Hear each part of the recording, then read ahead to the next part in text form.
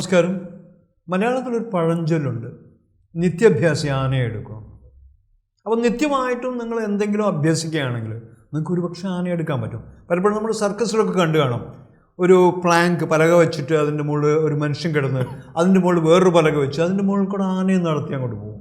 ആ ഫയൽവാൻ വീണ്ടും പൂർവാധികം ശക്തിയോടെ എഴുന്നേറ്റ് വരികയും ചെയ്യും. ഇത് ദിവസവും അഭ്യസിച്ചാൽ ഇങ്ങനെയൊക്കെ സാധിക്കാൻ സാധിക്കും. മാത്രമല്ല, ജീവിതത്തിൽ നമ്മൾ ഉയർച്ചകൾ നേടിയെടുക്കണം എന്നുണ്ടെങ്കിൽ നിത്യവും അഭ്യസിക്കുക, അല്ലാതെ വേറെ മാർഗമൊന്നുമില്ല. നിങ്ങൾ എത്ര കഴിവുള്ള ആളാണെങ്കിലും ഒരു മത്സരത്തിലൊക്കെ പങ്കെടുക്കുമ്പോൾ നിങ്ങളെക്കാൾ കഴിവുള്ള ആളുകൾ വന്നൊന്നും വരാം. അപ്പോൾ നിത്യവും അഭ്യസിച്ചുകൊണ്ട് മറ്റുള്ള ആളുകളുടെ ശക്തിയോ ലോകമാകാനും മുഴുവൻ വരുന്ന ആളുകൾക്ക് നിങ്ങൾക്ക് നേരിടാവുന്ന മത്സരമോ നിങ്ങൾ മുന്നിൽ കാണണം. ആദ്യം തന്നെ നമ്മുടെ മത്സരത്തിൻ്റെ ലെവല് മുന്നിൽ കണ്ടുകൊണ്ട് വേണം അഭ്യസിക്കാൻ, നിത്യവും അഭ്യസിക്കാം. അങ്ങനെ നമ്മുടെ ഇടയിൽ ഒരുപാട് പരാജയങ്ങൾ ഏറ്റുവാങ്ങിക്കൊണ്ടും ജീവിതത്തിൽ ഒരുപാട് കഷ്ടതകൾ അനുഭവിച്ചുകൊണ്ടും ഈ നിത്യാഭ്യാസത്തിൻ്റെ ബലത്തിൽ ഉയർന്നു വന്ന ഒരുപാട് ആളുകളുണ്ട്. ഒരുപാട് ആളുകൾ.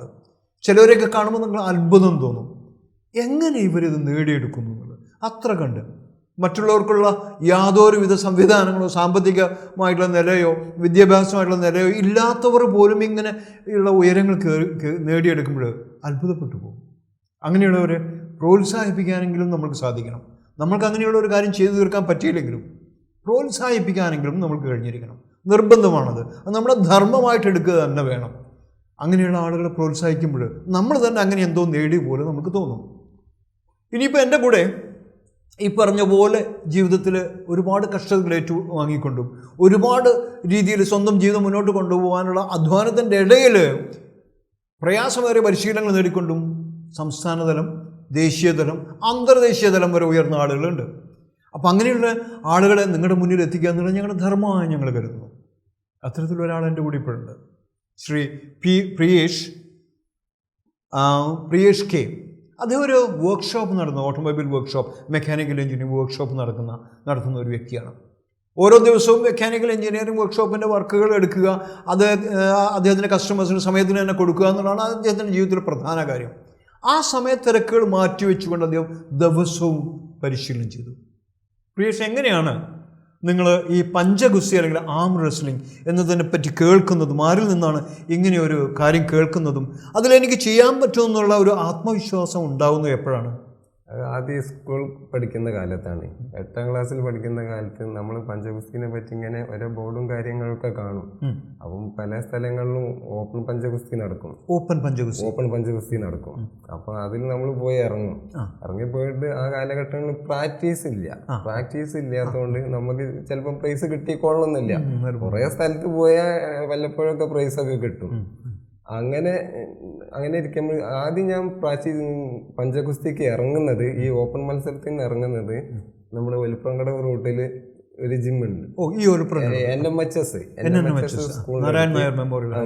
BEd കോളേജിന്റെ ഓപ്പോസിറ്റ് ഒരു ജിമ്മുണ്ട്, സുമേഷ് റിവ്യൂ ഫിറ്റ്നസ് എന്നാണ് ജിമ്മിന്റെ പേര്. റിവ്യൂ ഫിറ്റ്നസ് സുമേഷ് ചേലാമ്പ്രയാണ് ജിമ്മ് നടത്തുന്നത്. അപ്പോൾ അവരുടെ കെയർ ഓഫിലാണ് നമ്മൾ. അവിടെ കുറെ സ്റ്റുഡൻസ് ഉണ്ട്, എല്ലാവരും കൂടെ ഓപ്പൺ മത്സരത്തിന് പോകും. അങ്ങനെ കുറെ കാലങ്ങൾ ഇങ്ങനെ പോകും. ഓപ്പൺ മത്സരം എന്ന് പറഞ്ഞാൽ ഇൻവൈറ്റഡ് അല്ലാതെ നിങ്ങൾ പ്രത്യേകം ക്ഷണിക്കാതെ നിങ്ങൾ കയറി ചെന്നിട്ട് പേര് കൊടുത്ത് മത്സരത്തിൽ പങ്കെടുക്കും. ഇത് 2 തരം മത്സരം. അതായത് യഥാർത്ഥ മത്സരം എന്ന് പറഞ്ഞാല് വെയിറ്റ് കാറ്റഗറി ഉണ്ട്, ഏജ് കാറ്റഗറി ഉണ്ട്. Basic category, age category, body weight category ഉണ്ട്, ഏജ് കാറ്റഗറി. അപ്പൊ ഈ ഓപ്പൺ മത്സരത്തില് വെയിറ്റ് കാറ്റഗറി ഉള്ളൂ, ഏജ് ഇല്ല.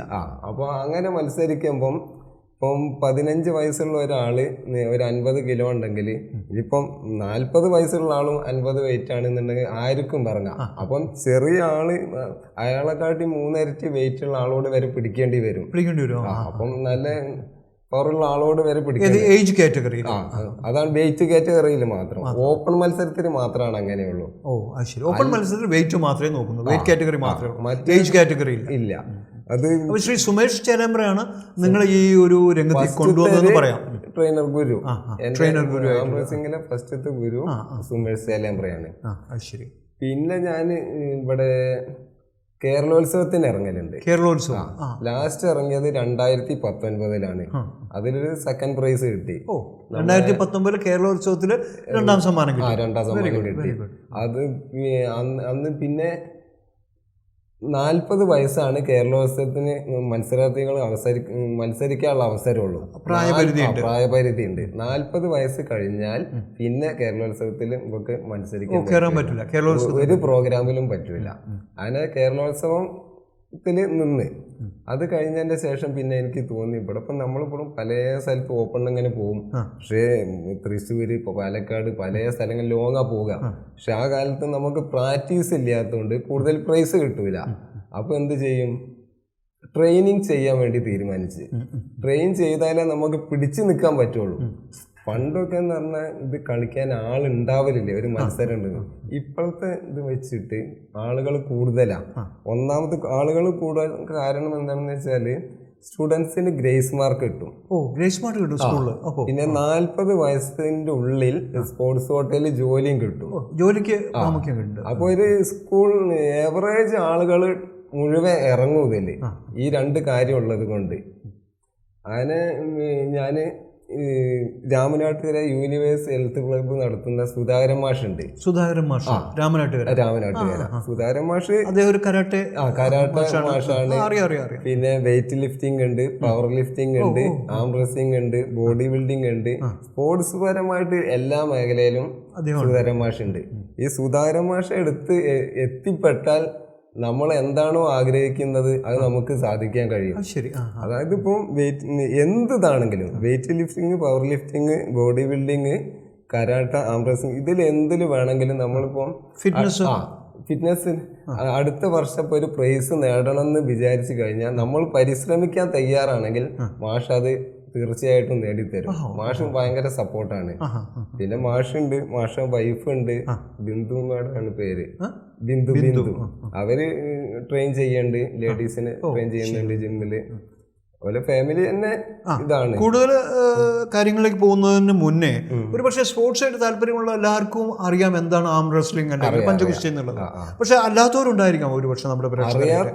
എന്താണ് ഈ പഞ്ചഗുസ്തി, എന്തൊക്കെയാണ് അതിന്റെ കാര്യങ്ങൾ എന്ന് പറയും?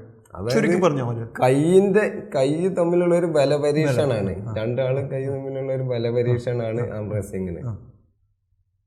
ഗ്രിപ്പ് സ്ട്രെങ്ത് മാത്രം പോരാ. ഗ്രിപ്പ് സ്ട്രെങ്ത് മാത്രം പോരാ, പവർ വേണം, ലെഗ് വേണം. എന്ത് വേണം? ലെഗ് ഭാഗ്യം വേണം. പിന്നെ ഏകാഗ്രത വേണം, മൈൻഡ് സെറ്റ് വേണം. ഈ ഇങ്ങനെ കുറെ കാര്യങ്ങൾ ഉൾപ്പെട്ട ഒരു സംഗതിയാണ് ഇത്. അപ്പൊ പിന്നെ മെയിൻ അതായത് കൈ പിടിച്ചുകൊണ്ട് ഒരു വശത്തേക്ക്, അതായത് മിക്കവാറും ഇടതുവശത്തേക്ക്, വലത് കൈയ്യനാണെങ്കിൽ ഇടതുവശത്തേക്ക് പിടിച്ച് മറ്റേ ഓപ്പണന്റിനെ താഴ്ത്തി ആ പോയിന്റ് തൊടുമ്പോഴാണ് പേടിന്റെ മുകളിൽ ടച്ച് ചെയ്യണം. അതാണ് പഞ്ചഗുസ്തി. അപ്പൊ ഈ പഞ്ചഗുസ്തി എന്ന് പറഞ്ഞാൽ ആ ബലം ഉണ്ടല്ലോ, അത് കായികമായിട്ട് പൊതുവെ ശരീരത്തിന് മുഴുവനും ആ വ്യക്തിക്ക് മുഴുവനുള്ള ബലത്തിന്റെ ഒരു അളവുകോലാണോ? അത് നമ്മൾ ഉണ്ടാക്കിയെടുക്കുന്നതാണ്. അത് സ്വയം ഒരുവിധ ആളുകൾക്കൊക്കെ സ്വയം ഒരു പവർ ഉണ്ടാവും, പക്ഷെ എക്സ്ട്രാ പവർ വേണം. അതായത് നമ്മൾ പ്രാക്ടീസിലൂടെയാണ് നേടാൻ കഴിയുന്നത്. ഡെയിലി പ്രാക്ടീസ് ചെയ്യണം. ഒരു ദിവസം ഇടവിട്ടിട്ട് പ്രാക്ടീസ് ചെയ്യണം. ആഴ്ചയിൽ ഒരു 3-4 ദിവസം ഒരു 2 മണിക്കൂർ വെച്ച് പ്രാക്ടീസ് ചെയ്യണം. എന്നാലാണ് പവർ കൂടുള്ളൂ. അല്ലാതെ നമ്മൾ മെഡിസിൻ ഒന്നും ഉപയോഗിക്കില്ല. ഭക്ഷണ രീതി പറഞ്ഞാൽ ഉത്തേജക മരുന്നുകളാണോ ഉദ്ദേശിച്ചത്?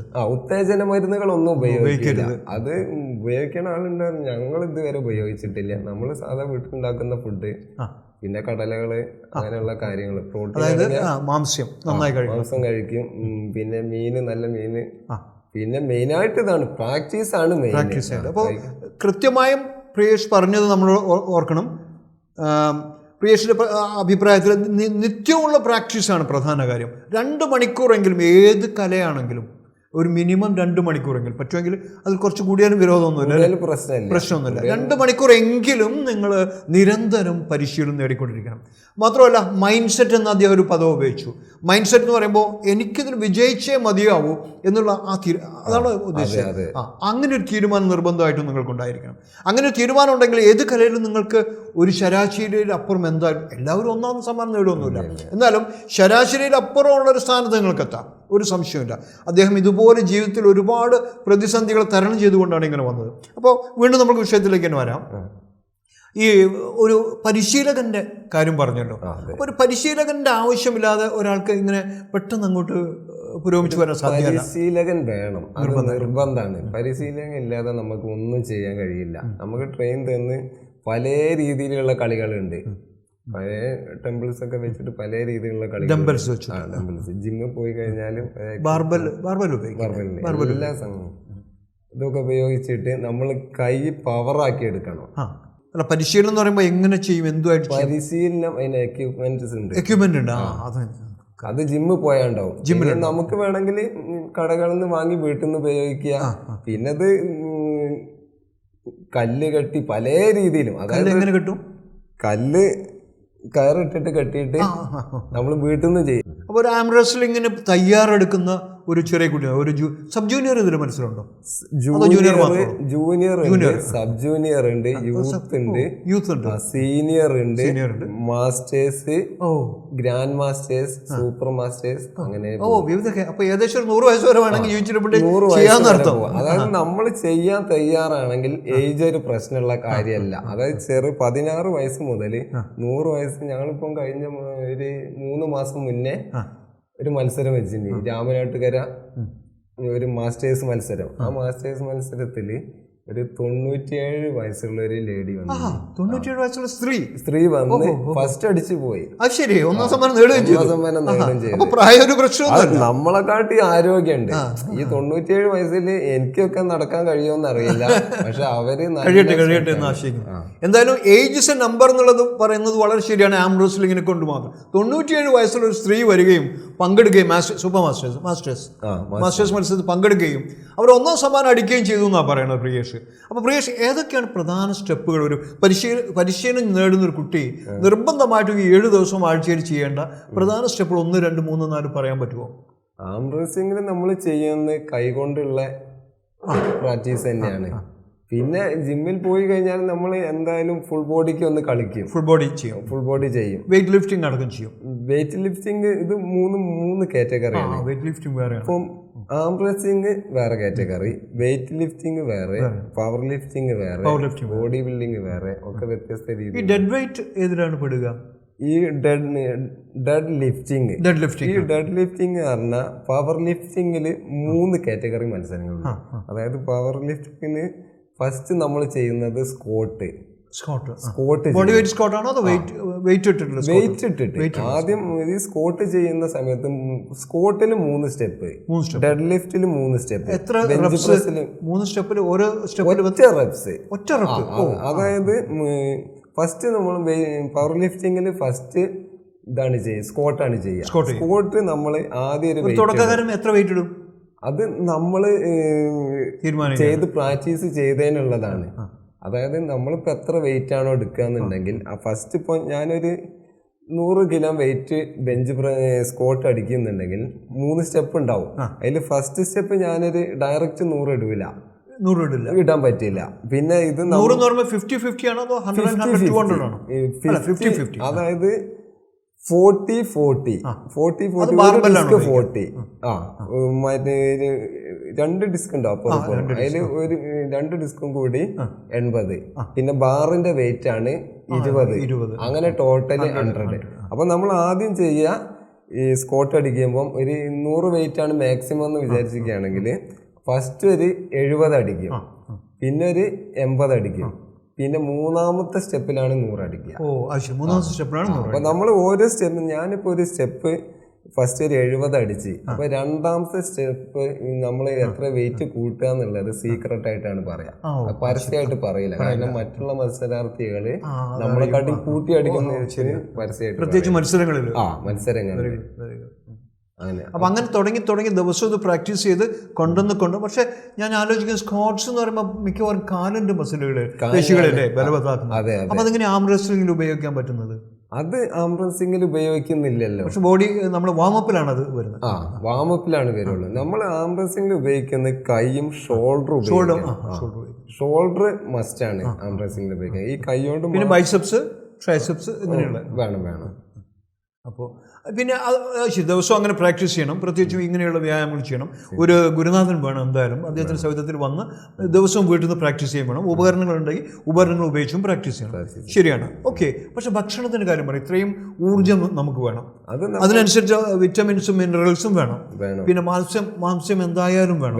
ഇതൊക്കെ ഏകദേശം ഒരു കണക്ക് ഒരു മനുഷ്യൻ സാധാരണ ഒരു ഡയറ്ററ്റീഷ്യൻ്റെത് ഒന്നും പോവാതെ ചിലർ ചെയ്യുന്നുണ്ടായിരിക്കാം. അതോ ഡയറ്ററ്റീഷ്യൻ്റെ കൺസൾട്ടേഷൻ നിർബന്ധമാണോ ഇതിൽ എന്നൊക്കെ നിങ്ങളൊന്ന് പറഞ്ഞു. ചെയ്യുന്ന ആളുകളുണ്ട്, ചെയ്യാത്ത ആളുകളുണ്ട്. നമ്മൾ എൻ്റെ ഇത് വെച്ചാണെങ്കിൽ ഞാനൊരു ഡെയിലി ഒരു 3 എഗ്ഗ് കഴിക്കും. 3 എഗ്ഗ് 3 എഗ്ഗ് കഴിക്കും. ഏകദേശം 30 ഗ്രാം പ്രോട്ടീൻ അല്ലേ? Sorry, 18 gram protein. പിന്നെ നല്ല മത്സ്യം കഴിക്കും. പിന്നെ മാംസം കഴിക്കും. പിന്നെ ഏതെങ്കിലും പ്രത്യേക മാംസങ്ങൾ ഇതിൽ റെക്കമെൻഡ്? ചിക്കൻ. പിന്നെ നമ്മള് കടല തലേന്ന് രാത്രി വെള്ളത്തിലിട്ട് ചെറുപയറും രണ്ടും ചെയ്യും. ഇട്ട് വെച്ചിട്ട് വെള്ളത്തിലിട്ട് വെച്ചിക്കും. എന്നിട്ട് ഈ രാത്രി മുളപ്പിച്ചിട്ട് പച്ചയായിട്ടാണോ കഴിക്കുക അതോ പച്ചയായിട്ട് കഴിക്കുക. പച്ചയായിട്ട് കഴിച്ചാൽ രുചി പ്രശ്നമല്ല. പക്ഷെ നമ്മള് പവർ കൂട്ടാൻ വേണ്ടി ഇനി ഏത് ടേസ്റ്റ് ഇല്ലാത്ത ഭക്ഷണമാണെങ്കിലും കഴിച്ചു. അത് എനർജി കിട്ടാൻ വേണ്ടി. പൊതുവെ ഇത് ആരോഗ്യത്തിന് നല്ലതാണല്ലോ. നല്ലതാണ്. അളവിൽ കൂടാഞ്ഞാൽ മതി, കുറഞ്ഞു പോകാനാണ് സാധ്യത അല്ലേ? അപ്പോൾ നമ്മൾ പട്ടാണി അതുപോലെ സോയ ഇതൊക്കെയോ എല്ലാം കഴിക്കും. സോയ കഴിക്കും, പട്ടാണി കഴിക്കും, ചെറുപയർ കഴിക്കും. അതിന്റെ പുറമെ ചിക്കൻ അതുപോലെ കിഴങ്ങുവർഗ്ഗങ്ങൾ കഴിക്കും. പ്രത്യേകിച്ച് മധുരക്കിഴങ്ങ് നല്ല ഞാൻ കേട്ടിട്ടുണ്ട്. മധുരക്കിഴങ്ങ് വളരെ നല്ലതാണ്. പ്രത്യേകിച്ച് ശോധനയും വയറും ഒക്കെ ശരിയാവുന്ന. പിന്നെ ഈ ഓട്സ് പോലെയുള്ള അത് വലുതും ഗുണപ്രദമാവുമോ? ബവൽ ക്ലിയറൻസിന് അത് നല്ലതാണ്. കക്കരി ഫ്രൂട്ട്സുകള് കഴിക്കും, എനർജിക്കും ഒക്കെ. ഡേറ്റ്സ് എത്ര എണ്ണം കഴിക്കണം? കാരക്ക 3-4. കരക്കയുടെ അളവ് കൂടാൻ പാടില്ല. പലപ്പോഴും പല ആളുകളും പറയുന്നതാണ്. പലപ്പോഴും നമ്മുടെ പെട്ടെന്ന് തന്നെ ഫ്രക്ടോസിൻ്റെ ഒരു കടന്നുകയറ്റം ഉണ്ടാവും. അതുകൊണ്ട് എന്താ പറയുക, ഷുഗർ സ്പൈക്സ് വരാൻ സാധ്യതയാണ്. അതുകൊണ്ട് കരക്ക എപ്പോഴും 2 അല്ലെങ്കിൽ 3 ഒരു അഡൾട്ടിനില്ല കൂടുതൽ. സ്മൂത്തി എന്ന് പറയുമ്പോൾ നമ്മൾ ജ്യൂസ് പോലെ ഷെയ്ക്ക് പോലെ അടിക്കുമല്ലോ. അതിൽ പാല് അല്ലെങ്കിൽ തേങ്ങാപ്പാൽ ചേർത്തുള്ള സ്മൂത്തികളുണ്ട്. അപ്പോൾ അത് എങ്ങനെ ദിവസം കുടിക്കാൻ? അത് വില കൂടുതലാണെന്ന് തോന്നുന്നു. ഒരുപാട് ധാന്യങ്ങൾ അല്ലെങ്കിൽ മത്തൻ വിത്ത് അല്ലെങ്കിൽ ബദാം, അണ്ടിപ്പരിപ്പ്, പിസ്റ്റയോ അല്ലെങ്കിൽ ഹേസിൽനട്ട് ഇങ്ങനെയുള്ള നട്ട്സും ഇട്ടിട്ടുള്ള എല്ലാ നട്ട്സും കൂടി മിക്സ് ചെയ്താണ് സ്മൂത്തി അല്ലേ? സ്മൂത്തി അതിൽ പാല് ചേർക്കുന്നു. അപ്പോൾ പ്രോട്ടീൻ അധികമായി പോകുമോ എന്നുള്ള സംശയം. അധികമായി പോവില്ല. ഇത് ഓരോ ദിവസവും ഓരോന്നാണ് കഴിക്കുക അല്ലേ? എല്ലാ ദിവസവും എല്ലാം കൂടെ കഴിക്കാറില്ല. Very good. ഭക്ഷണം അപ്പോൾ പ്രധാന കാര്യമാണ്. ഭക്ഷണം പ്രധാന കാര്യമാണ്, വ്യായാമം പ്രധാന കാര്യമാണ്. പിന്നെ മനസ്സിൻ്റെ കാര്യമോ? നിങ്ങൾ നേരത്തെ മൈൻഡ് സെറ്റ് പറഞ്ഞു, അതുകൊണ്ടാണ് ഞാൻ അങ്ങനെ ചോദിച്ചത്. നമ്മൾ ഈ മത്സരത്തിൽ പങ്കെടുക്കുന്ന സമയത്ത് ഏകാഗ്രത 100% വേണം. അതിന് മാനസിക വ്യായാമങ്ങൾ വല്ലതും നിർദ്ദേശിക്കുന്നുണ്ടോ? അത് ഞങ്ങൾ കളിക്കണ മെഡിറ്റേഷൻ അങ്ങനെ വല്ലതും ആവശ്യമുണ്ടോ? അതില്ല. മൈൻഡ് ക്ലിയർ ആയിട്ട് നിൽക്കണം. മറ്റ് ചിന്തകളും മത്സര സമയത്ത് മറ്റുള്ള ചിന്തകളും മൈൻഡ് കയറാൻ പറ്റില്ല. അപ്പോൾ ഇത് ഒരു സെക്കൻഡ് കൊണ്ട് കഴിയണ പരിപാടിയാണ്. അപ്പോൾ 2 പേരിങ്ങനെ കൈ പിടിച്ച് നിന്നിട്ട് ഒരു ലെഫ്രി ആക്ഷൻ കാണിക്കും, മറ്റേ ലെഫ്രി റെഡി പോന്ന് പഴിയും. ഒരു സെക്കൻഡ് നമ്മളൊരു കണ്ണ് ചുമ്പി തുറക്കുന്ന സമയം കൊണ്ട് എതിരാളിനെ അടിച്ച് അത്രേ ഉള്ളൂ. കൂടുതൽ സമയം കിട്ടില്ല. അപ്പോൾ ദിവസവും നല്ല ഭക്ഷണം കഴിക്കുക, നന്നായി റെക്കമെൻഡഡ് ആയ വ്യായാമങ്ങൾ ചെയ്യുക, നല്ല ഫുഡ്, നല്ല വ്യായാമം, നല്ല ഉറക്കം. വളരെ ശരി. ഏകദേശം എത്ര മണിക്കൂർ നമുക്ക് ഉറക്കം കിട്ടണം? ഒരു 8 മണിക്കൂർ മാക്സിമം ഡെയിലി ഉറങ്ങും. മിനിമം 8 മണിക്കൂർ. 7 പോരാ, 8 മണിക്കൂർ തന്നെ ഉറങ്ങും. അത് ഉറങ്ങിയാലാണ് നമ്മൾ. പക്ഷെ അധികം ഉറങ്ങാൻ പാടില്ല. കൂടുതലല്ലേ ഈ 8 മണിക്കൂർ. അത് നമ്മൾ ജിമ്മിൽ പോകുന്ന സമയത്ത് തന്നെ ഈ ഷാർപ്പ് ടൈം, ഇപ്പൊ ജോലിക്ക് പോയാലും വേഗം വന്നിട്ട് കുളിച്ച് മാറ്റി ഫുഡ് കഴിച്ച് പെട്ടെന്ന് കൂടുതൽ ഫോണിലൊന്നും കളിക്കാതെ കറക്റ്റ് സമയത്ത് ഉറങ്ങും. അല്ല ഞാൻ മൈൻഡ് സെറ്റ് ആവില്ല. പിറ്റേന്ന് രാവിലെ പുലർച്ചെ 5 മണിക്കൊക്കെ എണീറ്റ് പോകാനുള്ളതാണ്. അപ്പൊ ആ സമയത്ത് നമുക്കൊരു മൈൻഡ്. രാത്രി എത്ര മണിക്ക് ഭക്ഷണം കഴിച്ച് എത്ര ഗ്യാപ്പ് ഇട്ട് എത്ര മണിക്ക് ഉറങ്ങണം? ഒരു 9 മണിക്ക് ഫുഡ് കഴിക്കും. 9 മണിക്ക് ഫുഡ് കഴിക്കും. 10 മണിയാകുമ്പോൾ കിടക്കും. 1 മണിക്കൂർ ഗ്യാപ്പ്, 2 മണിക്കൂർ വേണ്ട. എന്നിട്ടൊരു ഷാർപ്പ് 5:30 മണിക്ക് ജിമ്മിലെത്തും. എല്ലാം വെച്ചാണ് എണീക്കുക അതോ നിങ്ങൾ സ്വയം? എല്ലാവരും ഞാൻ ഇന്നേ വരെ വെച്ചിട്ടില്ല. അത് നമ്മൾ ആ സമയം ആകുമ്പോൾ നമ്മുടെ ബോഡി ക്ലോക്കിന് ഓട്ടോമാറ്റിക് ആയി എണീക്കും. കുളിച്ച് എണീറ്റ ഉടനെ നിങ്ങൾ എന്ത് ചെയ്യും? എണീറ്റ ഉടനെ ഒന്ന് വെള്ളം കുടിക്കും, ഒരു ഗ്ലാസ്. എത്ര വെള്ളം കുടിക്കും? ഒരു 3 ക്ലാസ്. 3 ക്ലാസ് കുളിച്ച് ഫ്രഷ് ആയിട്ട് നേരെ 5:30 മണിക്ക് ജിമ്മിലെത്തും. ജിമ്മിലെത്തി എല്ലാം വർക്കൗട്ടും ചെയ്ത് 2.5 മണിക്കൂർ കളിക്കും. 7:30 8 3 മണിക്കൂർ 8 മണിക്കൂർ 2.5 മണിക്കൂർ കളിക്കും. ഞാൻ നിങ്ങളുടെ വ്യക്തിപരമായ കാര്യങ്ങളാണ് എന്നാലും ചോദിക്കാൻ ആഗ്രഹിക്കുകയാണ്. ഇപ്പോൾ നിങ്ങൾ നേരിട്ട് ചോദിക്കുന്ന വിരോധമൊന്നുമില്ല. സിഗരറ്റ് വലിക്കാറുണ്ടോ? എൻ്റെ ജീവിതത്തിൽ ഇന്നേ വരെ ഒരു ലഹരി വസ്തുക്കളും ഞാൻ ഉപയോഗിച്ചിട്ടില്ല. സിഗരറ്റ്, ഒരു ബീറ്, ആൻസ് ഇങ്ങനെ ഒന്നും ഉപയോഗിച്ചിട്ടില്ല. ശരിക്കും ഒരു ഇന്റർവ്യൂവിൽ അങ്ങനെ ചോദിക്കാൻ പാടില്ല എന്ന് തന്നെയാണ്. അങ്ങനെ ഒരു ഇന്റർവ്യൂവർ ചോദിക്കാൻ പാടില്ല. എന്നാലും ഞാൻ ചോദിച്ചത് എന്തുകൊണ്ടാണെന്ന് വെച്ചാൽ നമുക്കിതിൻ്റെ ആവശ്യമില്ലെന്നേ. ജീവിതത്തിൽ ഒരു എക്സലൻസ് നേടിയെടുക്കണമെങ്കിൽ ഇങ്ങനെ ഒരു ഉത്തേജനത്തിൻ്റെ ആവശ്യം തന്നെ, ഉത്തേജക മരുന്നിൻ്റെ ആവശ്യമില്ല.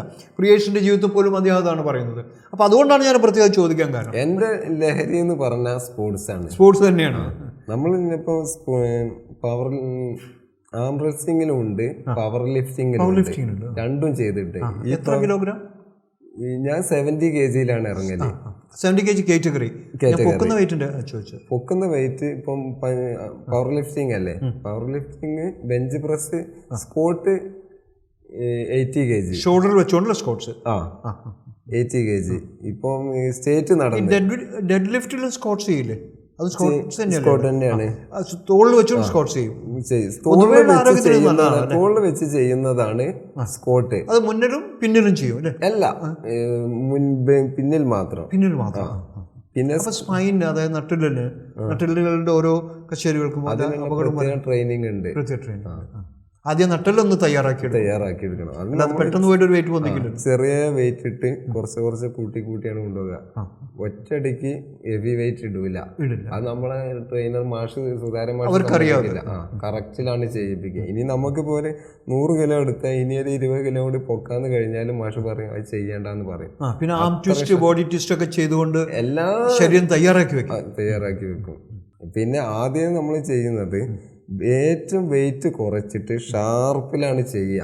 കറക്റ്റ് രീതിയിൽ. ഷാർപ്പിൽ എന്ന് പറഞ്ഞാൽ അതായത് നമ്മളിപ്പോൾ ഒരു എക്സസൈസ് ചെയ്യാണ്. ഇപ്പോൾ കയ്യിൻ്റെ ബൈസെപ്സ് ചെയ്യുകയാണെങ്കിൽ നമ്മൾ ഒലഞ്ഞ് കളിക്കുക, പിന്നോട്ടും ബാക്കോട്ടും ആടാതെ കറക്റ്റാണ് ചെയ്യുക. അത്രയും ചെറിയ വെയിറ്റ് ഇട്ടിട്ടാണ് ചെയ്യുക. എന്നിട്ട് പിന്നെ കുറച്ച് കൂട്ടി കൊണ്ടുപോവുക ചെയ്യാണ്. വെയിറ്റ് ലാസ്റ്റ് നമുക്ക് പൊക്കണ രീതിയിലുള്ള വെയിറ്റാണ് എടുക്കാറുള്ളൂ. വീട്ടിൽ നിങ്ങളുടെ അച്ഛൻ, നിങ്ങളുടെ അമ്മ, സഹോദരന്മാർ ആരൊക്കെയാണുള്ളത്? അവരിൽ നിന്ന് കിട്ടിയ നിങ്ങളുടെ പ്രചോദനം എന്താണ്? അവർ ഈ രംഗത്തുണ്ടായിരുന്നു? അത് അവരെല്ലാവരും സപ്പോർട്ടീവാണ്. എല്ലാവരും. ഈ രംഗത്ത് ആരെങ്കിലും ഉണ്ടായിരുന്നു? രംഗത്ത് അനിയുണ്ട്. അനിയൻ ബോക്സറാണ്, ബോക്സിംഗ് ട്രെയിനറാണ്. പിന്നെ ബോക്സറാണ്, ട്രെയിനറാണ്. Very good. പിന്നെ റെസ്ലിംഗിലുണ്ട്. റെസ്ലിംഗ് ഇപ്പൊ ഇവിടെ ഇതിന് മിലിറ്ററിയിലാണ്. NSG. ഇപ്പൊ രാജസ്ഥാനാണ്. റൈറ്റ്. എനിവേ, അപ്പോൾ നിങ്ങൾ കുടുംബ പശ്ചാത്തലം പറഞ്ഞു. കുടുംബ പശ്ചാത്തലം എന്നുള്ള പ്രോത്സാഹനമായിരുന്നു എന്ന് പറഞ്ഞു. അനിയൻ ഈ രംഗത്ത് തന്നെയുണ്ട്. മുൻതലമുറക്കാരും ഈ രംഗത്ത് ഇല്ല. ഞാനാണ്. നിങ്ങളാണ് ആദ്യമായിട്ട് വരുന്നത്. ഓക്കെ, ഭക്ഷണത്തെ പറ്റി നമ്മൾ സംസാരിച്ചു കഴിഞ്ഞു. ഇനി നമ്മൾ മത്സരത്തെക്കുറിച്ച് സംസാരിക്കാം. ആദ്യമായി നിങ്ങൾ പങ്കെടുക്കുന്നത് നിങ്ങളുടെ ആ ഓപ്പൺ ഫോറത്തിലാണ്. പിന്നെ നിങ്ങൾ ജില്ലാതലത്തിൽ വന്നു. എന്താണ് ജില്ലാതലത്തിൽ വരുന്നത്? ഒരു കാൻഡിഡേറ്റ് ശ്രദ്ധിക്കേണ്ട കാര്യങ്ങൾ എങ്ങനെയാണ് തയ്യാറെടുപ്പെന്നൊന്ന് പറയൂ. അതായത് നമ്മൾ പ്രാക്ടീസൊക്കെ ചെയ്ത് ഒരു ജില്ലാ മത്സരം വെക്കും. ജില്ലാ മത്സരത്തിൽ ഇതേമാതിരി വെയിറ്റ് കാറ്റഗറിയും ഏജ് കാറ്റഗറിയും ഉണ്ടാവും. അതിൽ ജില്ലാ മത്സരം നടക്കുമ്പോൾ ഫസ്റ്റോ സെക്കൻഡോ തേർഡോ കിട്ടിക്കഴിഞ്ഞാൽ മാത്രമാണ് നമുക്ക് അടുത്ത സ്റ്റെപ്പ് പോകാൻ കഴിയും. സെക്കൻഡ് തേർഡ് രണ്ട് കാറ്റഗറിയിൽ 3 കാറ്റഗറി. അതേതാ? അല്ല, ഫസ്റ്റ് സെക്കൻഡ് തേർഡ്. അല്ല, അതല്ല, ഏജും വെയിറ്റും ഉണ്ട്. 2 category, first second third. 2 category. 6 candidate qualified ആവും. അങ്ങനെ ഇതിൽ ഫസ്റ്റോ സെക്കൻഡോ തേർഡോ കിട്ടിക്കഴിഞ്ഞാൽ നമുക്ക് അടുത്ത സ്റ്റെപ്പ് സ്റ്റേറ്റ് കയറാം. സംസ്ഥാന തലത്തിൽ പോവാം. സംസ്ഥാന തലത്തിൽ തേർഡിന് ചാൻസ് ഇല്ല. ഫസ്റ്റ് സെക്കൻഡോ കിട്ടിക്കഴിഞ്ഞാൽ നാഷണൽ പോവാം. നാഷണലിന് ഫസ്റ്റോ സെക്കൻഡോ കിട്ടിക്കഴിഞ്ഞാൽ വേൾഡ് പോവാം. അപ്പോൾ പ്രിയേഷ് ഇപ്പോൾ ക്വാളിഫൈഡ് ആയിരിക്കുന്നത് വേൾഡ് ലെവലിലാണ്. അസർബൈജാനിൽ അടുത്ത മത്സരത്തിൽ നിങ്ങൾക്ക് പങ്കെടുക്കാം. ഒക്ടോബർ 26 അസർബൈജാനിൽ വെച്ച് പങ്കെടുക്കാനുള്ള അവസരം കിട്ടിയിരിക്കും. അതുകൊണ്ട് തന്നെയാണ് പ്രത്യേകിച്ചും പ്രിയേഷ് ഞങ്ങളിപ്പോൾ വിളിച്ചത്. പക്ഷേ പ്രിയേഷ് ഒരുപാട് കഷ്ടപ്പാടുകൾ നേരിട്ടുകൊണ്ടാണ് ഈ പദ്ധതിക്ക് തയ്യാറെടുക്കുന്നത്. എന്തായാലും പ്രിയേഷ് നമ്മുടെ ഇന്ത്യയെ റെപ്രസെൻ്റ് ചെയ്തുകൊണ്ട് പോയേ മതിയാവും. പക്ഷേ ഒരുപാട് കാര്യങ്ങൾ ഇനിയും നടത്തി തീർക്കാനുണ്ട്. അദ്ദേഹം ഒറ്റയ്ക്ക് വിചാരിച്ചു ഒരുപക്ഷെ സാധിച്ചു എന്ന് വരുന്നില്ല. നമ്മൾക്ക് ഉത്തരവാദിത്തങ്ങളുണ്ട്. നമ്മുടെ കൂടെ ഒരു സഹോദരൻ ഇങ്ങനെ ഒരു കാര്യത്തിന് ക്വാളിഫൈഡ് ആവുക എന്ന് പറയുമ്പോൾ തന്നെ നമ്മൾക്ക് അഭിമാനിക്കാവുന്ന കാര്യമാണ്. പക്ഷേ അദ്ദേഹത്തിന് ഒരുപാട് സപ്പോർട്ടുകൾ ആവശ്യമാണ്. ഈവൻ മോറൽ സപ്പോർട്ട് മാത്രം പോരെ മതിയായിരിക്കില്ല. പലപ്പോഴും സാമ്പത്തികം പോലും 3 ലക്ഷത്തോളം രൂപ ചിലവ് വരെ ഒരു ദേശീയ അന്തർദേശീയ മത്സരത്തിലൊക്കെ പങ്കെടുത്തു വരാൻ. മറ്റ് സ്പോർട്സിനെ പോലെ അത്രയും ഉണ്ട് അങ്ങോട്ട് സർക്കാർ തലത്തിൽ നിന്ന് ഇതിന് പ്രചോദനം എന്തെങ്കിലും പ്രചോദനം കിട്ടുന്നുണ്ടോ? ഒന്നും കിട്ടുന്നില്ല. കാരണം എന്തുകൊണ്ടാണ് ഒളിമ്പിക്സിലൊന്നും ഇത് ഉൾപ്പെടുത്താത്തത് കൊണ്ടാണോ? ഉൾപ്പെടുത്താത്തത് കൊണ്ടാണ്. നമ്മളിപ്പോൾ എവിടെ പോവുകയാണെങ്കിലും സ്വയം ചെലവിലാണ് പോവുക. സ്വയം ചെലവ് ഗവൺമെന്റിന്റെ ഭാഗത്തുനിന്നോ പഞ്ചായത്തിന്റെ ഭാഗത്തുനിന്നോ ഒന്നും ഈ പഞ്ചഗുസ്തിയിലൊന്നും കിട്ടൂല. നമ്മൾ റിസ്ക് എടുത്ത് പൈസ ഉണ്ടാക്കി പോകണം. അപ്പൊ എന്നെ സംബന്ധിച്ച് ഞാനൊരു മെക്കാനിക്കാണ്. അപ്പോൾ ഈ 3 ലക്ഷം എൻ്റെ കയ്യിലില്ല. ഒരു സ്പോൺസർഷിപ്പ് ഉണ്ടെങ്കിൽ മാത്രമേ എനിക്ക് മുന്നോട്ട് പോകാൻ കഴിയുള്ളൂ. അപ്പോൾ അദ്ദേഹം അങ്ങനെ ഒരു കാര്യം കൂടെ പ്രതീക്ഷിക്കുന്നു. ആർക്കെങ്കിലും അതിനോട് താല്പര്യമുണ്ടെങ്കിൽ കോൺടാക്ട് ചെയ്യാവുന്നതാണ്. ഈ ബാംഗ്ലൂരിൽ പോയി കേരളത്തിന് വേണ്ടിയാണ് മത്സരിച്ചത്. കേരളത്തിന് വേണ്ടിയാണ് മത്സരിച്ചത്. പക്ഷേ പേര് പറയുമ്പോൾ കേരളത്തിന് വേണ്ടി മത്സരിക്കും, ഇന്ത്യക്കാണ് മത്സരിക്കും. പക്ഷെ നമുക്ക് പൈസേൻ്റെ ഒന്നും കിട്ടൂല. അത് നമ്മൾ സ്വയം അവാർഡ് മാത്രമേ കിട്ടുള്ളൂ. അവാർഡ്, ഒരു മെഡൽ കിട്ടും, സർട്ടിഫിക്കറ്റും കിട്ടും. ഇത്രയേ ഉള്ളൂ ഇതിൽ. അത് പൈസ മുടക്കം, അങ്ങോട്ട് പോകണ ചെലവ്, വരണ ചെലവ്, രജിസ്ട്രേഷൻ ഫീസ്, പല എമൗണ്ട്, നല്ല എമൗണ്ട് വരും. ഇപ്പോൾ ഒരു നാഷണൽ മത്സരത്തിന് പോകുമ്പോൾ ഇപ്പോൾ ഒരു ഡിസ്ട്രിക്ട് മത്സരത്തിന് നമ്മൾ ഇറങ്ങുകയാണെന്നുണ്ടെങ്കിൽ ഒരു 500,000 രൂപ രജിസ്ട്രേഷൻ ഫീസാ വരുന്നുള്ളൂ. രജിസ്ട്രേഷൻ ഫീസ് അതും നമ്മളെ നാട്ടിലാണെങ്കിൽ മാത്രം. ഇത് ലോങ് എവിടെയെങ്കിലും കൊണ്ടുപോയി വെച്ച് മത്സരം നടത്തുകയാണെങ്കിൽ എമൗണ്ട് കൂടും. അപ്പോൾ സ്റ്റേറ്റ് മത്സരം വരികയാണെങ്കിൽ ഇപ്പോൾ ലോങ്ങിനനുസരിച്ച് ഒരു 5,000-6,000 രൂപ ചിലവ് വരും നമുക്ക്. അവിടുത്തെ രജിസ്ട്രേഷൻ ഫീസും ഫുഡും അന്നത്തെ ദിവസത്തെ ചിലപ്പം ലോങ് ആണെങ്കിൽ തലേന്ന് പോകേണ്ടി വരും. ഒരു ദിവസം നമ്മൾ സ്റ്റേ ചെയ്യേണ്ടി വരും. അപ്പോൾ റൂമിൻ്റെ അന്നത്തെ ഫുഡിൻ്റെ എല്ലാ ചിലവുണ്ടാവും. അങ്ങനെ തന്നെ ഇപ്പം ഞാൻ നാഷണൽ ബാംഗ്ലൂർ പോയി വന്നത് എനിക്ക് ചിലവ് ഒരു 20,000 രൂപ ചിലവായിട്ടുണ്ട്. ഇനിയിപ്പം വേൾഡിലേക്ക് പോകണമെങ്കിൽ 3 ലക്ഷം രൂപ ചിലവ് വരും. അത് എന്നെ കൊണ്ട് കൂടുമെന്ന് അറിയില്ല. പക്ഷേ ഞാൻ എന്തായാലും എന്ത് റിസ്ക് എടുക്കും പോകാൻ തയ്യാറായി നിൽക്കുകയാണ്. അതിന്റെ കൂടെ ബാക്കി ജോലികളൊക്കെ ചെയ്തെടുപ്പിക്കാൻ ആളുകളുണ്ടോ? ഒരു പാർട്ണറുണ്ട്. ഇനി ഈ കാര്യത്തിന് നമ്മൾ ജോലി ഒഴിവാക്കിയും പോകും. ഈ സ്പോർട്സ് പരമായി സംബന്ധിച്ച് ഇത് നമുക്ക് ഒരു പാഷനായിട്ട് കൊണ്ട് നടക്കാണ്. അതുകൊണ്ടാണ് ഒരു പൈസ സ്വയം എടുത്തിട്ടും ഇങ്ങനെ പോകുന്നത്. ഗവൺമെന്റിന്റെ ഭാഗത്തുനിന്ന് പഞ്ചായത്തിന്റെ ഭാഗത്തുനിന്ന് കിട്ടിയില്ലെങ്കിൽ നമ്മൾ പോകുന്നത് നമുക്ക് ഇതൊരു പാഷനായി കൊണ്ട് നടക്കുന്നതുകൊണ്ടാണ് പോകുന്നത്. ഇത് ആം റെസ്ലിംഗിലെ അവസാന ഘട്ടമാണിത് എൻ്റെത്.